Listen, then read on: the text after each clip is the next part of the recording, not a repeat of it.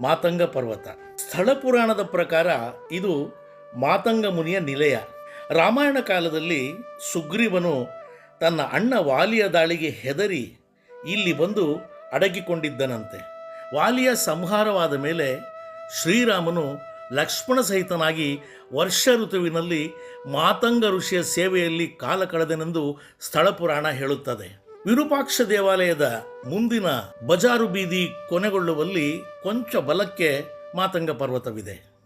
ಇದರ ನೆತ್ತಿ ಏರಿ ಬರಲು ಒಂದಷ್ಟು ಸಮಯ ಮೀಸಲಿಡಲೇಬೇಕು, ಜೊತೆಗೆ ಕೊಂಚ ಶ್ರಮ ಪಡಬೇಕು. ವಿದೇಶಿ ಪ್ರವಾಸಿಗರು ಇದರತ್ತ ಹೆಚ್ಚು ಆಸಕ್ತಿ ವಹಿಸುತ್ತಾರೆ.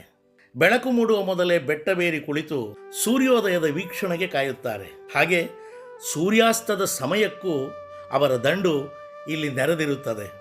ಇನ್ನು ಬೆಟ್ಟದ ಮೇಲಿನಿಂದ ಕಾಣುವ ಸುತ್ತಲಿನ ದೃಶ್ಯಗಳೆಲ್ಲವೂ ನಯನ ಮನೋಹರ.